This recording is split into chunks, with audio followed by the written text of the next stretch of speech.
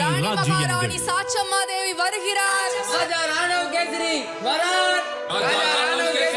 இந்த வாரத்தோட weekly task என்ன அப்படின்ட்டு பார்த்தீங்கன்னா, ராஜா ராணி அப்படின்ற ஒரு கான்செப்ட் எடுத்து பண்ணுறாங்க. இதில் பாய்ஸ் டீம் அண்ட் கேர்ள்ஸ் டீமும் 2 ராஜ்யமாக பிரிக்கிறாங்க.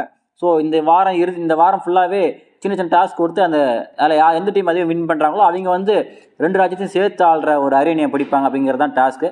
ஸோ அதை சின்ன சின்ன டாஸ்க்காக கொடுத்து இந்த வாரம் கடைசியில் அதை டிசைட் பண்ணுவாங்க.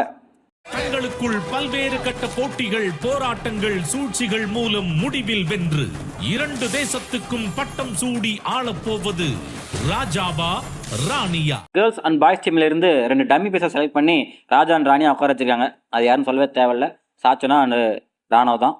அண்ட் மற்ற கண்டஸ்டன்ஸ்க்கு எல்லாருக்குமே மந்திரி, தளபதி, ஒற்றன், மக்கள் அப்படின்னு பல ரோல் கொடுத்துருக்காங்க. ஸோ இந்த ரோல்லாம் எடுத்து இவங்க ப்ளே பண்ணி அந்த ராஜாவை வந்து அடுத்த படிநிலை கொண்டு போய் அரியணையில் உட்கார வைக்கணும் அப்படிங்கிறது தான் டாஸ்க்காக இருக்க போகுது. ஆக்சுவலாக இப்போ தான் மஞ்சரிக்கு கொஞ்சம் நிம்மதியாக இருக்குன்னு நினைக்கிறேன். ஏன்னா முதல் நாளே 2 பேட்சை பிடுங்கிருந்தாங்க, ஜஸ்ட் மிஸ்ஸில் ஒரு பேட்சோட போச்சு. ஸோ இப்போ இந்த வீக்லி டாஸ்க் வந்தனால இந்த கலவரத்தில் நம்மளை மறந்துடுவாங்க, நம்ம கொஞ்சம் தாக்கு பிடிக்க முடியும்னு சொல்லிட்டு இப்போ தான் பெருமிச்சு விட்டுட்டு இருப்பாங்க.